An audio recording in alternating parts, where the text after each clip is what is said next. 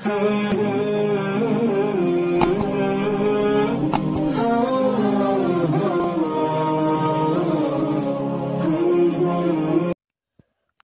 আলাইকুম ওয়া রাহমাতুল্লাহি ওয়া বারাকাতুহু।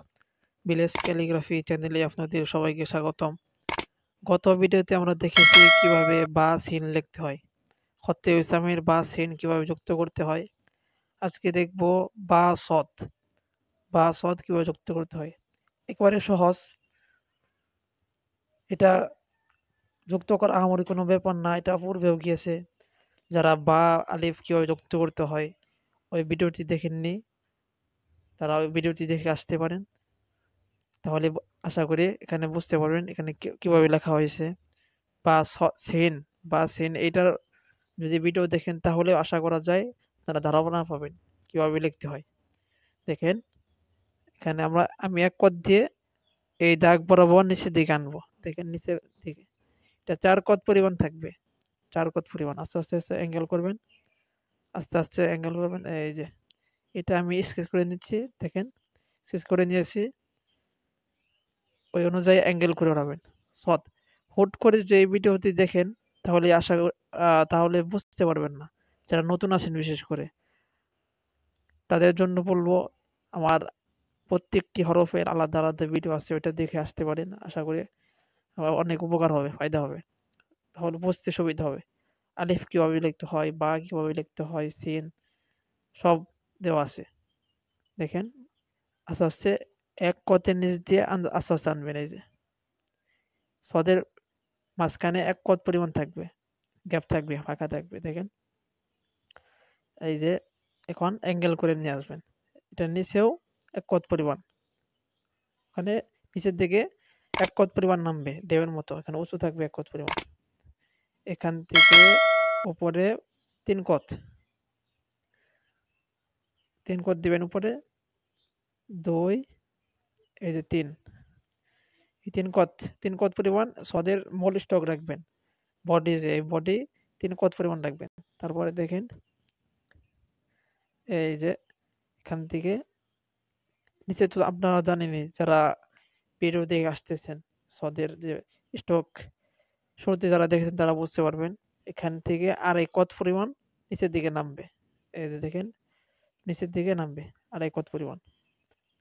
নামার পর এখানে মাঝখানে আপনার 3 কত পরিমাণ, 3 কত পরিমাণ থাকবে। মানে এটার মানে পেটের ভিতরে জায়গা হবে 3 কত পরিমাণ, পেটের ভিতরে জায়গা হবে। এই দেখেন এই 3 কতের পাশ দিয়ে একেবারে ঘেঁষে নিয়ে যাবেন, পাশ কাটিয়ে নিয়ে যাবেন। আস্তে আস্তে আস্তে আস্তে আস্তে এই যে এরকম উঠালেন, এই যে আস্তে আস্তে উঠাবেন, এই যে আস্তে আস্তে উঠাবেন। এখান থেকে আবার এই যে আস্তে আস্তে উঠাবেন, এই যে স্টকটি দিয়ে দিলেন। মোটামুটি বা সদের প্রথম স্টক হয়ে গেল। এখন দেখবো দ্বিতীয় স্টক কীভাবে লিখতে হয়। প্রথমটার মতোই, শুধু ওইটা নিচের দিকে থেকে টান উঠিয়েছেন, ওটা উপরের দিক থেকে। বার যে মূল স্টক, ওই মূল স্টকের মতোই, শুধু বারটা ওখানে 5 কত হতো, এখানে 4.5 কত দিবেন অথবা 4 কত দিবেন। এই দেখেন আমি স্কেচ করে নিয়েছি। এখন ওই স্কেচ বরাবর টান দিব আস্তে আস্তে।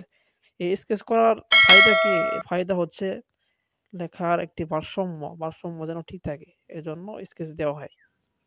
দেখেন এই যে উপরের দিকে এখন অ্যাঙ্গেল করবেন। এই যে আস্তে আস্তে উপরের দিকে অ্যাঙ্গেল করে নিয়ে আসবেন। এই যে আস্তে আস্তে আস্তে এই যে এখন এটা পেটের ভিতরে 1 কত পরিমাণ থাকবে। এই যে 1 কত, এখান থেকে এটা বরাবর অ্যাঙ্গেল করে নিচের দিকে নামাবেন। এই যে আস্তে আস্তে নিচের দিকে নামাবেন।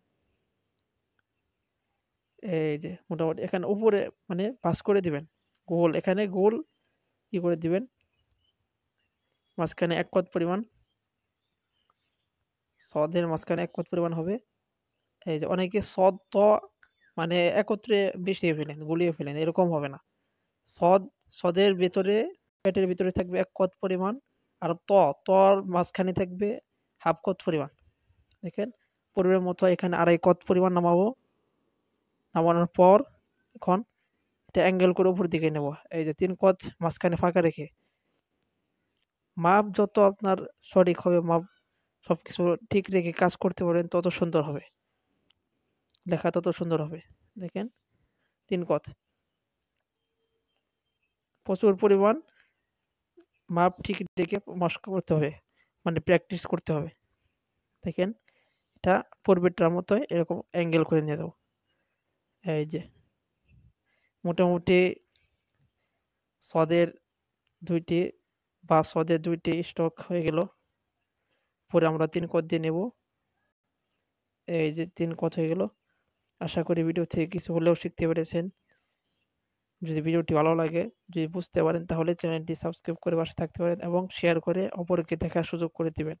আর বন্ধু-বান্ধব যারা আছে ক্যালিগ্রাফি শিখতে চায় তাদের কাছে এটা শেয়ার করে দিবেন। ধন্যবাদ সবাইকে সম্পূর্ণ ভিডিওটি দেখার জন্য। আসসালামু আলাইকুম।